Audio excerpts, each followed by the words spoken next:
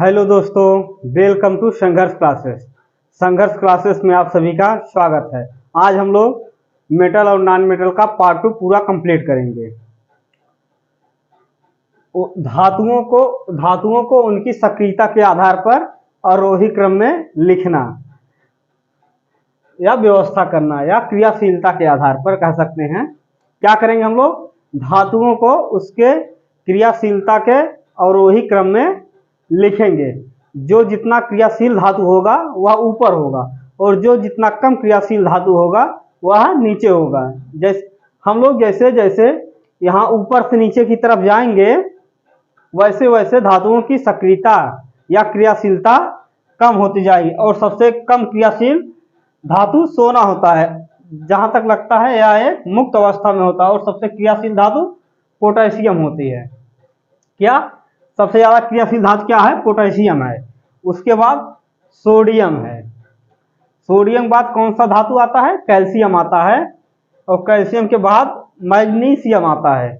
ये सब धातु हैं। ये धातुएं ज्यादा बहुत अधिक क्रियाशील होती हैं। ये चार धातुएं बहुत ज्यादा क्रियाशील होती हैं। उसके बाद है एल्युमिनियम, जिंक, जिंक के बाद है आयरन, आयरन के बाद है लेड, लेड का मतलब होता है सीसा। उसके बाद है हाइड्रोजन, हाइड्रोजन के बाद कॉपर आता है और कॉपर के बाद पारा, पारा के बाद चांदी, सबसे लास्ट में सोना। हम कह सकते हैं सबसे कम क्रियाशील धातु कौन सा होता है, तो आप लोग बताएंगे सोना। यदि आपसे कोई पूछे कि बताइए सबसे अधिक क्रियाशील धातु कौन होती है, तो आप लोग क्या बताएंगे? तो आप लोग बताएंगे कि सबसे अधिक क्रियाशील धातु पोटेशियम होती है। और कभी कभी पहला नाम पूछकर दूसरा पूछ लेते हैं कि बताइए दूसरे नंबर पे सबसे अधिक क्रियाशील धातु कौन है, तो आप लोग बताएंगे दूसरे नंबर पे सबसे अधिक क्रियाशील धातु सोडियम है। और इधर पूछे कि सबसे कम क्रियाशील धातु, तो सोना है। यदि पूछे सोने के बाद कम क्रियाशील धातु कौन है, तो आप लोग बताएंगे चांदी। सोने के बाद सबसे कम क्रियाशील धातु चांदी है। पारा यहाँ पे दिया गया है क्या? पारा, पारा के बारे में हम लोग आगे पढ़े थे। बताइए, पारा एक ऐसी धातु है जो कमरे के ताप पर द्रव अवस्था में पाई जाती है। जैसे आप लोगों से पूछा जाए कि वह कौन सी धातु है जो कमरे के तापमान पर द्रव अवस्था में पाई जाती है, तो आप लोग क्या बताएंगे? तो आप लोग बताएंगे पारा। पारा ऐसी धातु है जो कमरे के तापमान पर द्रव अवस्था में पाई जाती है। धातुओं की अधातुओं के साथ क्रिया।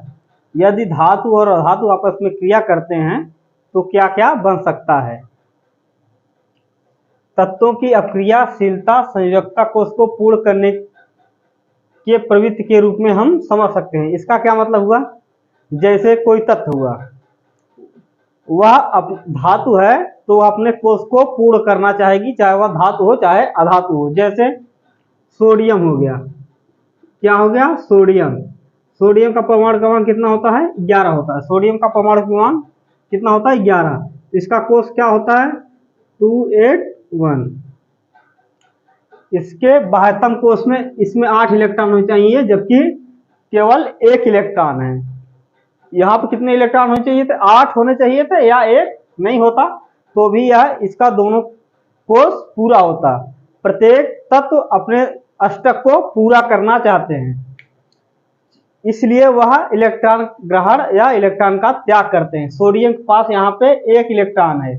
जैसे क्लोरीन है, इधर क्लोरीन, क्लोरीन का कितना होता है? 17 होता है। इसका 17 होता है, तो इसका होता है विन्यास होता है 287। इसके बाह्यतम कोष में 7 इलेक्ट्रॉन है और इसके बाह्यतम कोष में 1 इलेक्ट्रॉन है।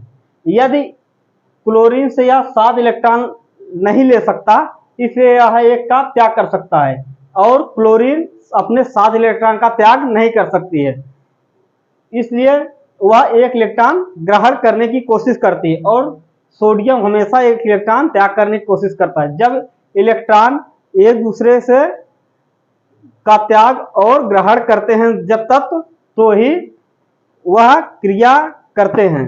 यदि कोई भी अक्रिय गैस कभी भी, इनर्ट गैस कभी भी क्रिया में भाग नहीं लेती है।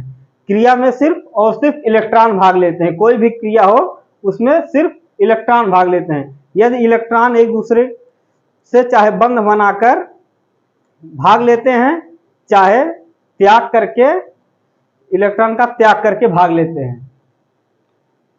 उसके बाद दूसरा है धातु संयुक्ता कोष से इलेक्ट्रॉन का त्याग करके धनायन बनाते हैं। धातु अभी बताए थे ना, धातु संयुक्ता कोष से, संयुक्ता यह सोडियम की संयोजकता यही है 281। क्या कहा है, धातु संयुक्ता कोष से क्या त्याग करते हैं, इलेक्ट्रॉन का त्याग करते हैं। इलेक्ट्रॉन का त्याग करके क्या बनाते हैं, धनायन बनाते हैं। जैसे आप यहां समझते हैं, जैसे सोडियम है, यह इलेक्ट्रॉन का त्याग किया, जब एक इलेक्ट्रॉन का त्याग किया तो यहाँ एक प्लस आया। यदि सोडियम यदि 2 इलेक्ट्रॉन का त्याग करता तो यहाँ पे 2 प्लस आता है। जैसे हम किसी को 1 रुपये उधार दे दें, जैसे हम किसी को 1 रुपये उधार देंगे तो कहेंगे हमने उसको 1 रुपये उधार दिया है, हमारा 1 रुपये बना हुआ है उसके पास। उसी तरह यदि हम किसी को 2 रुपये उधार देंगे तो कहेंगे हमारे ऊपर 2 बना है। कोई 2 वस्तु देंगे तो बताएंगे हमारे पे 2 वस्तु प्लस है, क्योंकि हमारे अंदर देता कौन है। अब कोई भी वस्तु को वही व्यक्ति देगा जिसके पास ज्यादा होगा।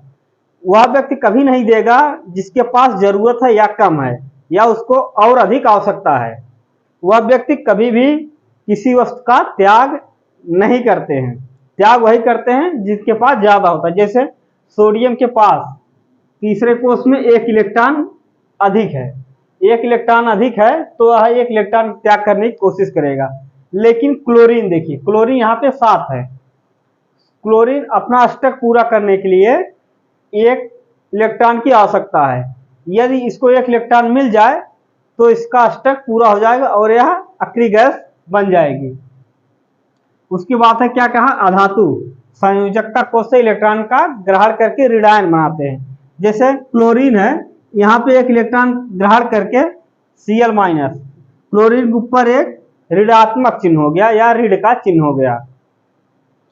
उसके बाद है ऐसे यौगिक जो इलेक्ट्रॉन का आदान प्रदान द्वारा बनते हैं उन्हें हम आयनिक यौगिक कहते हैं। इसका क्या मतलब हुआ, ऐसे तत्व जो आयनों के द्वारा बनते हैं। आयन का मतलब इलेक्ट्रॉन के आदान प्रदान। जैसे 1 इलेक्ट्रॉन एक तत्व दूसरे को दे दिया और दूसरा पहले को दे, कोई त्याग रहा है, कोई दे रहा है, कोई ले रहा है। जब ये दोनों लेने और देने की प्रक्रिया चलेगी तो ही वह आयनिक यौगिक कहलाएगा। आयनिक यौगिक मतलब आयनों का आदान प्रदान होता है, जिसमें ऐसे तत्वों का संयोग जिसमें आयनों का प्रयोग होता है, आयनों का आदान प्रदान होता है, उसे हम आयनिक यौगिक कहते हैं। जैसे NaCl का निर्माण। इसके बाद जब ये दोनों मिलते हैं तो क्या बनता है, NaCl बनता है।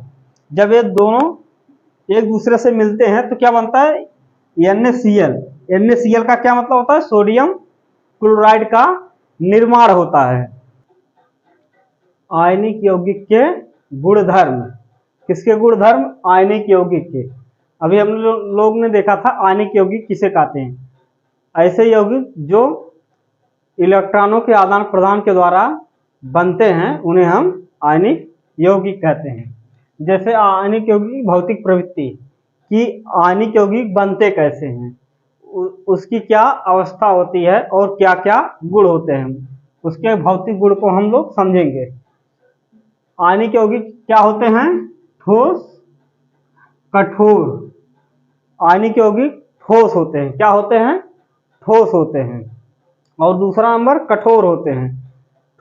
कठोर का मतलब है यदि उसको हम फेंकें या पटकें वह आसानी से नहीं टूटते हैं। जो कठोर नहीं होते हैं यदि उनको फेंका जाए तो वह बहुत अच्छे से ही बहुत तेजी से बिखर जाते हैं। भंगुर, भंगुर का मतलब होता है तत्काल या तुरंत नष्ट हो जाने वाला। ऐसा जो तुरंत नष्ट हो जाए उसे हम भंगुर या क्षण भंगुर कहते हैं।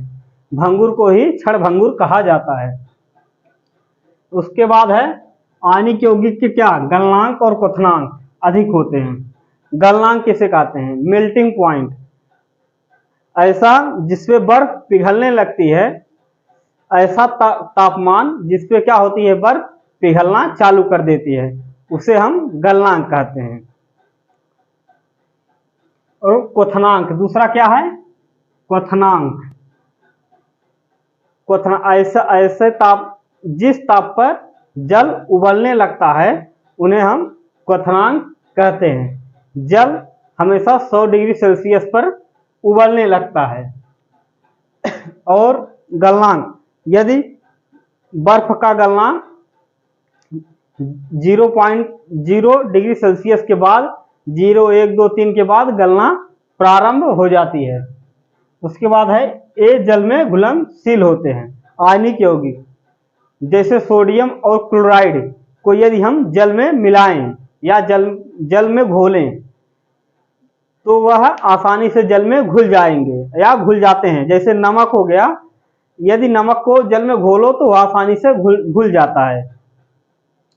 उसके बाद है लेकिन जल में क्या नहीं घुलते हैं? तेल, पेट्रोलियम, केरोसिन।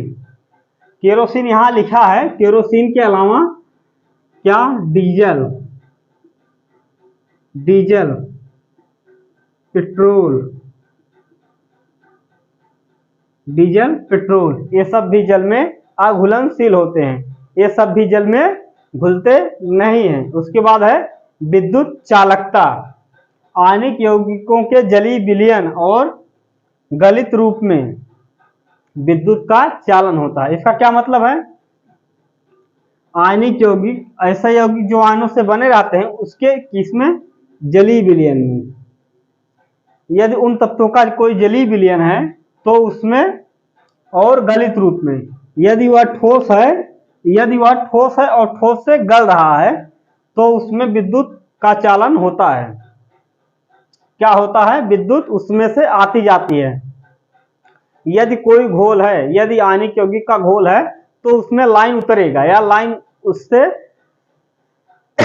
लाइन उससे पार कर जाएगी। या कोई भी है, जैसे बर्फ है, यदि बर्फ गल रहा है तो भी उसमें विद्युत जाएगा या विद्युत उसमें से आगे निकल जाएगा। यदि उसको विद्युत दिया जाए तो विद्युत उससे धीरे धीरे आगे निकल जाएगा। लेकिन यदि वह आयनिक यौगिक ठोस रूप में है, यदि आयनिक यौगिक ठोस रूप में है तो उसमें से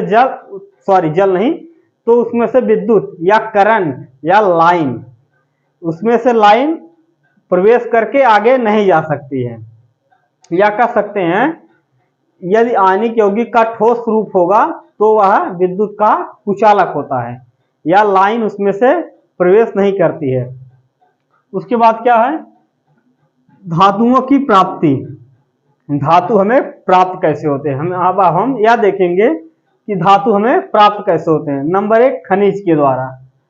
खनिज, जब हम चट्टानों को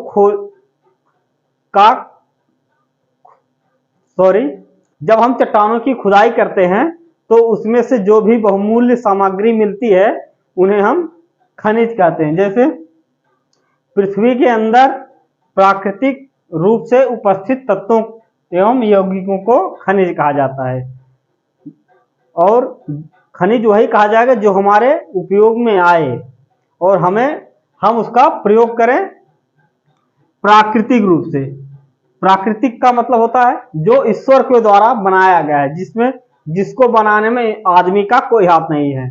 जैसे पर्वत, पहाड़, पठार, चट्टान, अयस्क हमेशा या खनिज हमेशा चट्टानों में ही पाए जाते हैं। और यदि आपसे कोई पूछे कि खनिज कौन से चट्टानों में पाए जाते हैं तो आप लोग बताएंगे कि खनिज परतदार या अवसादी चट्टानों में पाए जाते हैं। उसके बाद है अयस्क। अयस्क वे खनिज जिसमें धातु अधिक मात्रा में पाए जाते हैं और लाभकारी होते हैं। इसका क्या मतलब है? इसका मतलब यह है कि अयस्क उसे कहते हैं जो धातु धातु अधिक मात्रा में पाए जाते हैं, क्या उसमें से धातु बहुत ही अधिक मात्रा में पाए जाते हैं और वह हमारे लिए दैनिक जीवन के लिए लाभकारी होते हैं, क्योंकि उसके द्वारा हम बहुत सारे संसाधन बनाकर अपने दैनिक जीवन में प्रयोग करते हैं। जैसे लोहा हो गया, लोहा से हम लोग बहुत चीज बनाते हैं, जैसे खटिया, आजकल देखिए खटिया भी लोहे की आ रही है। टेंट वेंट जितना भी लग रहा है गांव में सब लोहे का लग रहा है, क्योंकि जब लोहे को हम पिघलाकर नया नया रूप आकार बनाते हैं, अपने आवश्यकता के अनुसार उसका प्रयोग करते हैं। बहुत सारी मशीन हैं, ट्रैक्टर हुआ, थ्रेसर हुआ, इस सब में, रेल हुआ, इन सब में किसका प्रयोग होता है? लोहे का प्रयोग होता है या खनिज का प्रयोग होता है। इसलिए खनिज हमारे लिए बहुत ही लाभकारी होती है। इसके बाद गैंग आता है। गैंग का मतलब होता है धातुओं में जो भी अशुद्धियां पाई जाती हैं, जैसे खनिज को निकालने के बाद जो उसमें अशुद्धियां पाई जाती हैं उन्हें हम क्या कहते हैं? गैंग कहते हैं। जैसे अयस्कों में क्या, कौन सी? रेत व मिट्टी आदि, रेत, मिट्टी और जो सारी अशुद्धियां पाई जाती हैं उन्हें हम गैंग कहते हैं। गैंग का मतलब होता है अशुद्धियों का समूह। जब किसी धातु में कई प्रकार की अशुद्धियां पाई जाती हैं तो ही उसे हम गैंग कहते हैं। अयस्कों का समृद्धिकरण। अयस्कों समृद्धिकरण का मतलब है अयस्कों का किस प्रकार हम शुद्ध करते हैं, किस किस विधि द्वारा हम उसे शुद्ध कर सकते हैं। जैसे अनेक विधियों द्वारा किया जाता है, क्या? धातुओं, खनिजों का समृद्धिकरण या शुद्धिकरण कई विधियों द्वारा किया जाता है। जैसे एक पानी से छानकर, जैसे एक इधर पानी डाला जाए, इधर पानी डाला जाए, एक तरफ से खनिज डाला जाए, जैसे इधर से खनिज आ रहा है, इधर से पानी आ रहा है। जब पानी खनिज आपस में मिलेंगे तो उसमें जो महीन महीन अशुद्धियां होती हैं, मिट्टी होते हैं, रेत होते हैं, वह उस पानी के साथ निकल जाते हैं और उसके तली में खनिज अयस्क शुद्ध रूप में बैठ जाता है। पानी से साफ करके उसको हम पानी से धोकर भी खनिजों को, उनके खनिजों से हम गैंग को बाहर निकाल सकते हैं या उसकी अशुद्धियों को हम बाहर निकाल सकते हैं रसायनों के प्रयोग से। रसायनों का यदि हम प्रयोग कर दें, जैसे होता है, जैसे पानी होता है, पानी में बहुत सारी अशुद्धियां होती हैं, जिस तरह ब्लीचिंग पाउडर को हम लोग यदि पानी में डाल देते हैं तो वह ब्लीचिंग पाउडर जितने दूर पानी में रहता है वह पानी को शुद्ध कर देता है, क्योंकि ब्लीचिंग पाउडर एक रसायन है चुंबकों द्वारा। जैसे यदि किसी खनिज में लौह तत्व की उपस्थिति है और उसमें अशुद्धियां भी हैं तो उसको हम चुंबक द्वारा उस अशुद्धियों को दूर करते हैं, क्योंकि चुंबक से हम लौह तत्व को अलग कर लेते हैं और अशुद्धियों को अलग कर लेते हैं। उसके बाद है धातुओं का निष्कर्षण। अधिक क्रियाशील तत्व। तत्व तीन प्रकार के क्रियाशील होते हैं, एक ज्यादा क्रियाशील तत्व, एक मध्य क्रियाशील तत्व, एक निम्न क्रियाशील तत्व या कम क्रियाशील तत्व। जिसमें अधिक क्रियाशील तत्व potassium, sodium, calcium, magnesium, aluminium है। ये सब अधिक या ज्यादा क्रियाशील या सक्रिय तत्व हैं। ये कभी भी किसमें अधिक क्रिया, ये सब स्वतंत्र रूप से नहीं पाए जाते हैं, विशेषकर सोडियम, पोटेशियम और सोडियम, या इनको हम वायु में भी नहीं रखते हैं, क्योंकि यदि हम इनको पोटेशियम और सोडियम को यदि हम वायु में रखेंगे तो वह ऑक्सीजन से क्रिया करके जलने लगती हैं। इसलिए पोटेशियम और सोडियम को हम केरोसिन के आयल में रखते हैं, केरोसिन के तेल में रखते हैं। मध्यम क्रियाशील तत्व ऐसे तत्व जो ना बहुत अधिक क्रियाशील होते हैं और ना ही बहुत कम क्रियाशील होते हैं, उन्हें हम मध्यम क्रियाशील तत्व कहते हैं। जैसे zinc, iron, lead, hydrogen, copper, ये सब मध्यम प्रकार के क्रियाशील तत्व होते हैं। जैसे कार्बन का अपचयन, इन तत्वों के द्वारा कार्बन का अपचयन भी होता है।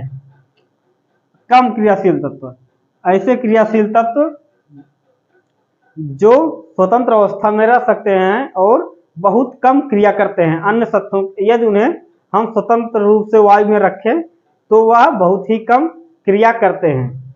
जैसे ये तीन हैं विशेषकर, Hg पारा, पारा Ag चांदी, और इसको कहते हैं सोना Au को, ये स्वतंत्र रूप में भी पाए जाते हैं। उसके बाद है अधिक क्रियाशील धातुओं का निष्कर्षण। इन धातुओं को विद्युत अपघटन के द्वारा प्राप्त किया जाता है। इनको हम विद्युत के द्वारा प्राप्त करते हैं अधिक क्रियाशील तत्व को। जैसे NaCl का निष्कर्षण, यदि हम NaCl का निष्कर्षण करते हैं, जैसे NaCl हो गया, NaCl यदि हम इसको अलग करेंगे तो Na प्लस Cl माइनस होता है। धातु जो N है, या N सोडियम, या एक धातु है। धातु हमेशा किस पे आती है? कैथोड पे। जैसे कोई विलयन हो गया, कोई विलयन का एक पात्र है, उसमें यदि 2 मैग्नीज के रॉड डाले जाते हैं तो जो धातु होते हैं वह कैथोड पे आते हैं, और जो अधातु होते हैं जिसमें क्लोरीन किस पे रहती है? एनोड पे। क्लोरीन एनोड पे चली जाती है, अधातु एनोड पे जाते हैं और धातु कैथोड पे आ जाते हैं। धातुओं से अपद्रव्य हटाने के लिए सबसे अधिक उपयोगी विधि विद्युत अपघटनी परिष्करण है। जो ये विधि है, विद्युत के द्वारा अपघटन किया जाता है, यह सबसे अच्छी विधि है। क्या है? यह धातुओं से अशुद्धियों को दूर करने के लिए बहुत ही अच्छी विधि या सर्वश्रेष्ठ विधि है। नंबर 1, जब विद्युत धारा प्रवाहित होगी तो अशुद्ध धातु विद्युत अपघट्ट में घुलने लगेंगे। विद्युत अपघट्ट का मतलब CuSO4 कैल्शियम कॉपर सल्फेट में घुलने लगेंगे। जितने भी अशुद्ध होंगे, अशुद्ध धातु जितने भी होंगे वे कहाँ घुलने लगेंगे? CuSO4 में घुलने लगेंगे। नंबर 2, उसी समय अपघट्ट में शुद्ध धातु उतनी ही मात्रा में कैथोड पर निक्षेपित होगी या जमा होगी। क्या होगी? निक्षेपित होगी या जमा होगी। इसका क्या मतलब हुआ? विद्युत अपघट्ट में, उस विलयन में, विद्युत के विलयन में या विद्युत अपघट्ट में जितने मात्रा में अशुद्धि निकलेगी उतनी ही मात्रा में शुद्ध धातु कैथोड पर जमा होते रहेंगे, और अशुद्ध धातु, अशुद्ध पदार्थ या अशुद्धियां सब बाहर छनकर निकलती रहेंगी एक तरफ से, और दूसरी एनोड से, और कैथोड पे धातु, जितने भी धातु शुद्ध होते रहेंगे वे कहाँ जमा होंगे? कैथोड पे जमा होते रहेंगे। अविलेय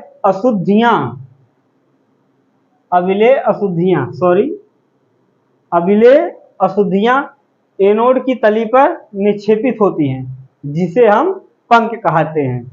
इसका क्या मतलब हुआ? इसका मतलब हुआ ऐसी अशुद्धियां जो घुलती नहीं हैं। अविलेय का मतलब होता है जो जल में घुले ना, विलय ना हो। आ का मतलब होता है नहीं, विलय का मतलब होता है घुलना, जो घुले नहीं। कहाँ नहीं घुले?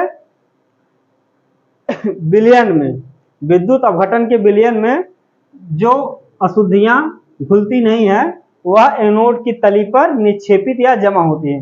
वह कहाँ जमा होती हैं? एनोड पे। अभी हमने पहले बताया था कि धातुएं हमेशा कैथोड पे जमा होती हैं, और अधातुएं, अशुद्धियां हमेशा, वे अशुद्धियां जो अविलेय होती हैं वह एनोड पे जमा होती रहती हैं, निक्षेपित होती रहती हैं। उन अशुद्धियों को, वे अविलेय अशुद्धियां जो एनोड पर जमा होती हैं उन्हें हम क्या कहते हैं? पंख कहते हैं। यदि आपसे पूछा जाए पंख किसे कहते हैं तो आप लोग क्या जवाब देंगे? पंख उसे कहते हैं जो एनोड पे जो अभिलेय अशुद्धियां होती हैं उन्हें हम पंख कहते हैं। जैसे एनोड पर Cu का इसमें कॉपर 2 इलेक्ट्रॉन का त्याग कर रहा है और यह कैथोड पे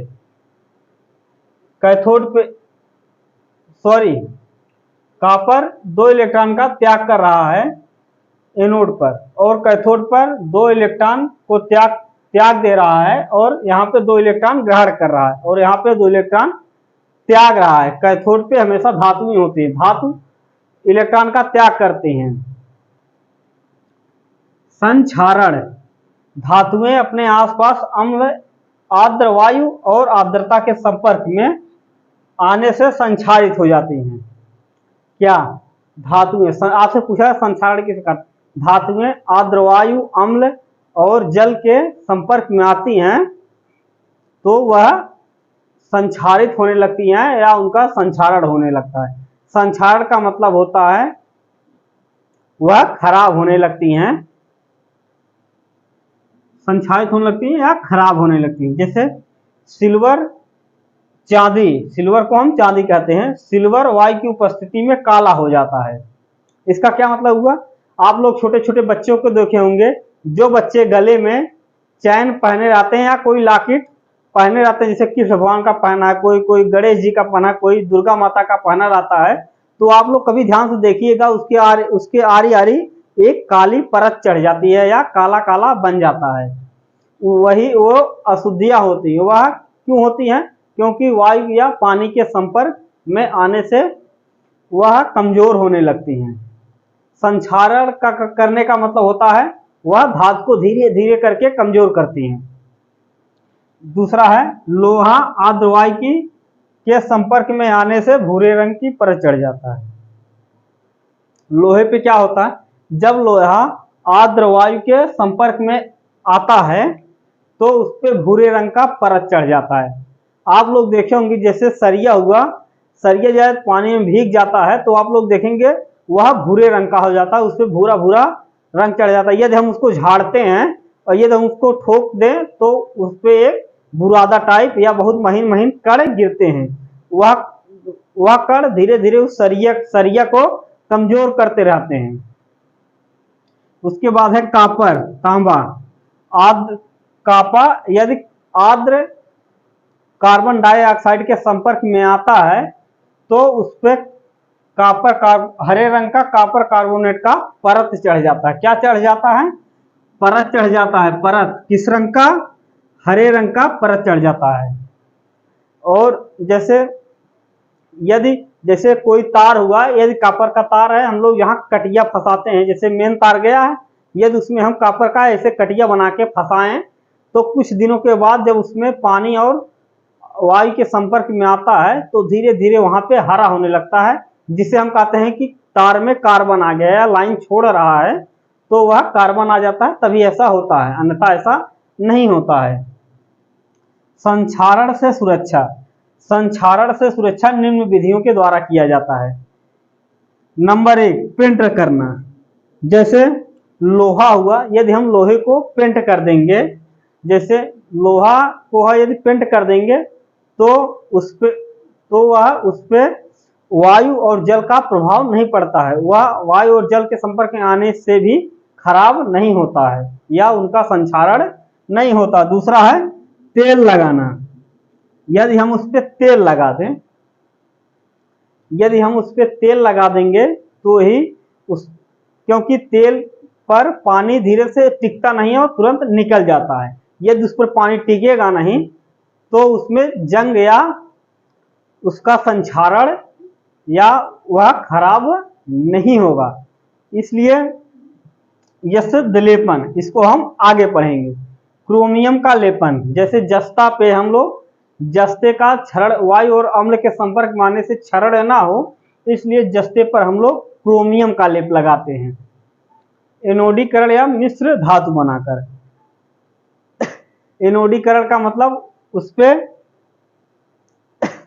धातुओं या मिश्र धातु, कई धातु को मिलाकर यदि हम उस धातु पर लगाएं तो वह उस धातु का क्षरण नहीं होता है। यशद लेपन, यशद लेपन किसे कहते हैं? यदि आपसे पूछा जाए कि यशद लेपन किसे कहते हैं, यह लोहे व इस्पात को जंग से बचाने के लिए जिंक की परत चढ़ाई जाती है। इस प्रक्रम को हम यशद लेपन कहते हैं। लोहे व इस्पात को, लोहा हो गया और इस्पात हो गया, उसको हम जंग से बचाने के लिए क्या चढ़ाते हैं? जिंक की परत। क्या चढ़ाते हैं? जिंक की परत चढ़ाई जाती है। जिंक की परत चढ़ाई जाती है। इस प्रक्रम को, इस पूरे क्रिया को हम यशद लेपन कहते हैं। मिश्र धातु, दो या दो से अधिक धातु, अधातु या और अधातु या धातु के समांगी मिश्रण को मिश्र धातु कहते हैं। मिश्र धातु कई होते हैं, जैसे लोहा और कार्बन मिलकर कठोर मिश्र धातु बनाते हैं। क्या बताते हैं? कठोर, कठोर लोहा बनाते हैं। इस्पात, इस्पात यदि आपसे पूछा जाए इस्पात किससे मिलकर बना होता है? इस्पात लोहा, निकेल और क्रोमियम। इस्पात हमेशा लोहा, निकेल और क्रोमियम से मिलकर बना होता है। पीतल, ये दोनों इंपॉर्टेंट है, पीतल और कांसा। ये आपके एग्जाम में पूछा जा सकता है, क्योंकि बहुत सारे, यदि एग्जाम में नहीं पूछा गया तो बहुत सारे लोग ऐसे पूछ लेते हैं कि बताइए पीतल किससे मिलकर बना होता है, कांसा किससे मिलकर बना होता है, और इस्पात भी याद कर लीजिएगा, इस्पात किससे मिलकर बना होता है। इस्पात लोहा प्लस निकेल प्लस क्रोमियम से मिलकर बना होता है। पीतल कॉपर और जिंक के मिलने से पीतल बनता है। कांसा कॉपर और टिन, यदि हम कॉपर और टिन को मिलाएं तो हमारा कांसा बनके तैयार होता है। यह चैप्टर खत्म हुआ। अगले दिन हम एक नया चैप्टर शुरू करेंगे। यदि यह सेशन आप सबको पसंद आया हो तो आप लोग हमारे चैनल को ज़्यादा से ज़्यादा सब्सक्राइब करें और अपने मित्रों तक भेजें, ताकि उन लोगों को भी इस वीडियो से लाभ मिले। Thank you.